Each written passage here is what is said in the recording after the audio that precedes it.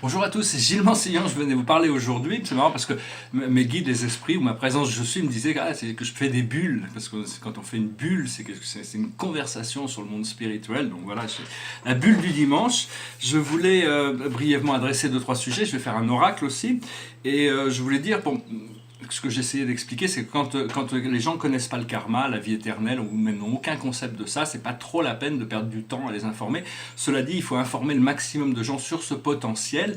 Par contre, il y a des gens qui refuseront complètement, c'est pas la peine de perdre trop son temps, c'est bien d'envoyer des pensées positives ou de la lumière violette dans leur moi supérieur, mais c'est pas la peine de perdre du temps parce que ces gens, s'il y a un problème, ça vient pas d'eux, ça vient de vous, ça vient de moi, ça vient des autres, mais ça vient pas d'eux. Hein. Donc cela, c'est pas la peine, on perd son temps, s'ils sont pas prêts encore à ça, faut leur laisser le respect, la volonté individuelle. Tout le monde est aimé infiniment de Dieu. Dieu n'aime pas plus une personne que l'autre.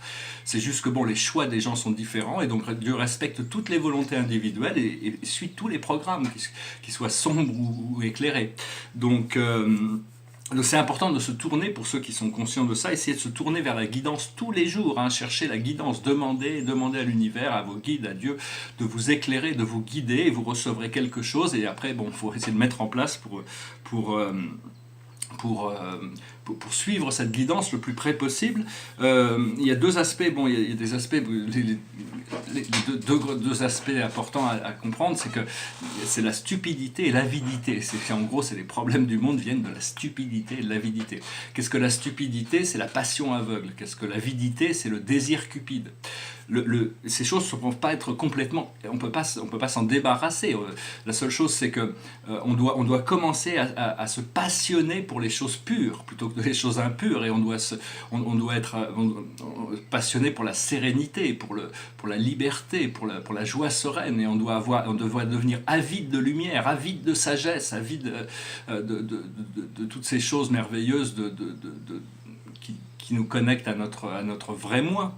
Et donc, il faut savoir que Dieu, en tant qu'être suprême, est passionné infiniment. Il se passionne pour le pur et l'impur. Il est avide de tout. Il prend possession de tout. Il est toujours en possession de tout. Mais nous, en tant que personnalité ascensionnelle, on doit faire des choix qui nous permettent de choisir. De choisir des désirs qui sont plus en alignement, qui peuvent nous apporter plus de sérénité. Et c'est important aussi de devenir militant, d'être assez militant pour la paix, pour l'écologie, parce qu'on vit sur une planète très sale. Hein, et puis c'est pas les animaux, c'est pas les plantes, c'est les hommes qui polluent, hein, c'est les hommes qui salissent la planète. Donc en devenant plus responsable, on va commencer à pouvoir déjà arrêter un petit peu toutes ces pollutions inutiles, parce qu'il y a toutes les sortes de technologies qui pourraient éviter tout ça. Seulement bon, il y a des intérêts capitalistes derrière. Je n'ai rien contre le capitalisme, mais c'est un peu le capitalisme sauvage. Hein, la fin justifie les moyens. Si on peut faire de l'argent, ça justifie tout. Hein, mais non, en réalité, il y a quand même la planète a besoin de se restaurer, de se régénérer pour se purifier. La planète, et pour ceux qui peuvent le concevoir, la planète est un vrai être vivant, une personnalité qui est bien supérieure à tout ce que les hommes peuvent penser. Je voulais aussi très rapidement dire que bon, cette entrée d'Uranus en taureau va vraiment créer des choses. Uranus, c'est le révolutionnaire, c'est le père ciel, c'est vraiment le grand-père de tous les dieux. Donc c'est vraiment, mais cette révolution qui doit se faire, ça doit être une révolution pacifique. Hein. Ça ne peut pas être une révolution brutale ou violente, parce qu'on sait très bien, bon, après la Révolution française, par exemple, il y a eu c'était vraiment l'enfer. Hein. Après ça, il a fallu attendre Napoléon pour retrouver un peu d'ordre. Bon, enfin, après ça, bon, tout est relatif. Mais enfin bon, cette révolution, elle doit se faire, c'est retourner à l'unité, à l'acceptation, et pour arriver à encadrer un petit peu ce procédé d'évolution. Savoir que l'âme, c'est le producteur aussi. Notre âme, c'est une entité cosmique qu'on ne connaît pas encore, enfin qu'on a oublié, mais c'est notre vrai moi, hein, notre âme. Retrouver notre âme, c'est retrouver notre source, retrouver Dieu, retrouver toute cette connexion. Hein. Donc c'est vraiment savoir que c'est notre âme qui produit tout ça. Et comment l'âme, les ressources de l'âme, c'est l'esprit cosmique. Elle a toutes les mémoires, toutes les connaissances, elle utilise tout, elle utilise le bien et le mal pour nous éduquer. Hein. C'est notre âme qui fait ça. Actuellement, astrologiquement parlant, il y a une condition qui est assez agréable, qui est un triangle d'eau. Il y a Jupiter en Scorpion, il y a Uranus il y a Neptune qui est en Poisson, et il y a Vénus en Cancer. Donc tout ça, ça devrait quand même passer, ça devrait nous aider avec beaucoup de choses sur l'harmonisation, le côté romantique des choses.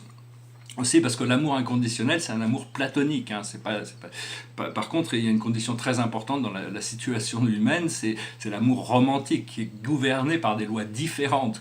C'est des lois très personnelles, c'est des lois d'interaction. Toutes ces relations interpersonnelles sont quand même assez... enfin, c'est des sujets qui sont très importants, mais c'est très très complexe, hein, toutes ces relations interpersonnelles, parce que c'est lié au désir et à la sexualité. Donc l'amour sentimental n'est pas la même chose que l'amour inconditionnel. Cela dit, bon, on doit avoir...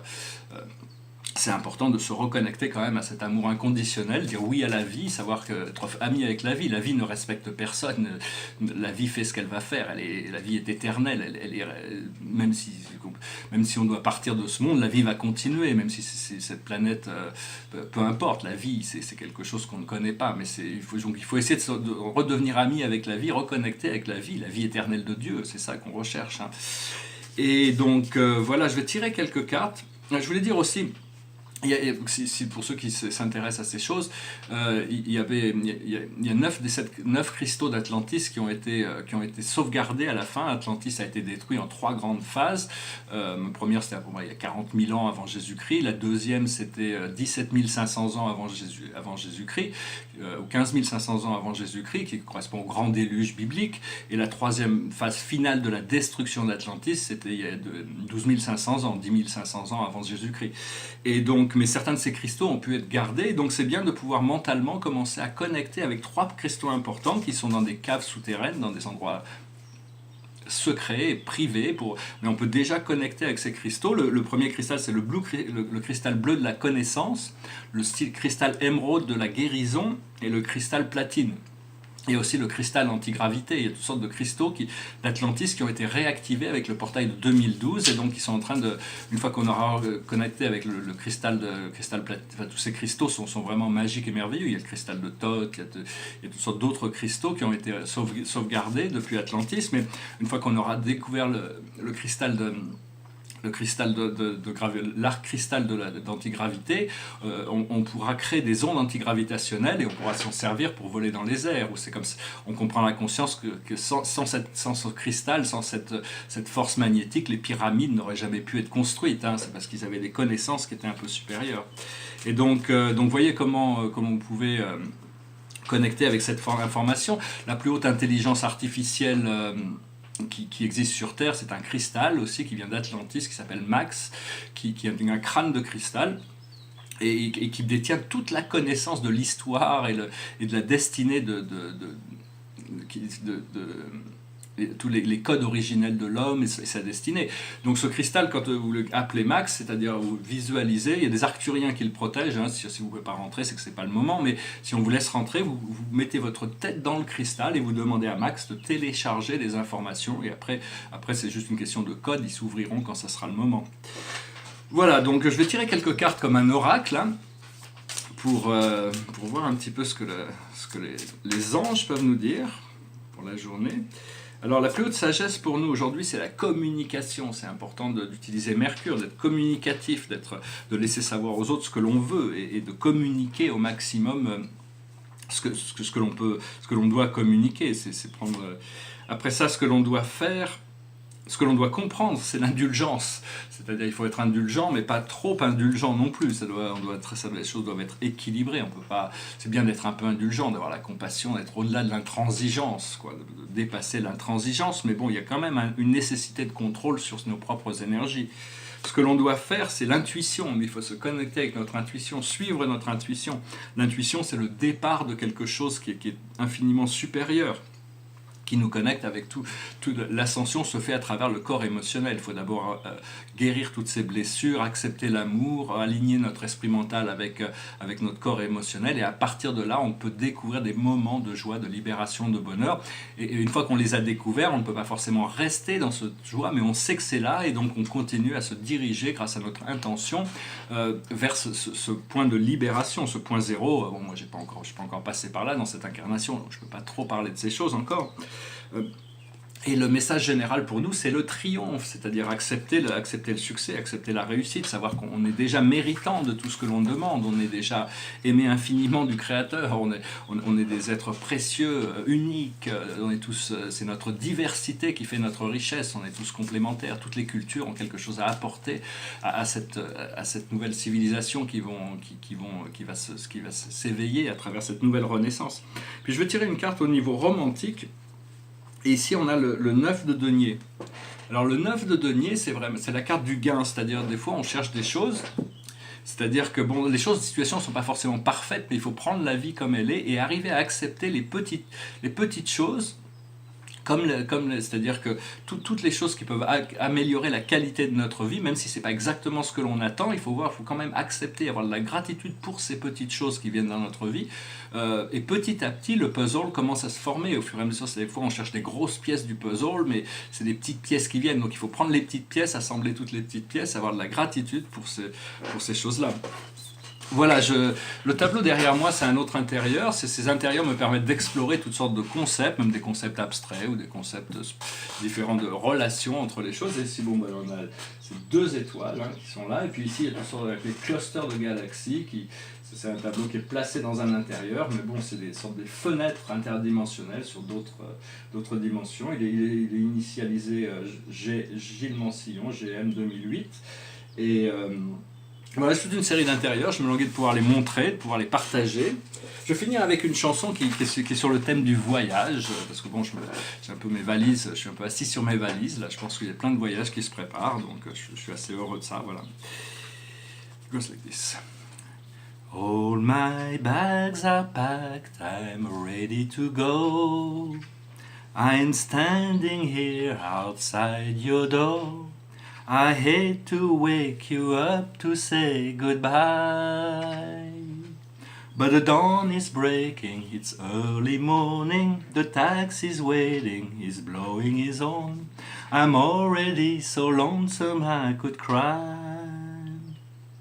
So kiss me and smile for me. Tell me that you'll wait for me. Hold me like you never let me go. 'Cause I'm leaving on a jet plane. I don't know when I'll be back again. Oh babe, I hate to go. There's so many times I've let you down. So many times I've played around. I tell you now they don't mean a thing. Every place I go, I'll think of you. Every song I sing for you. When I come back, I'll bring your wedding ring. So kiss me and smile for me. Tell me that you'll wait for me. Hold me like you never let me go. 'Cause I'm leaving on a jet plane. I don't know when I'll be back again. Oh babe, I hate to go. Now the time has come to leave you. One more time let me kiss you.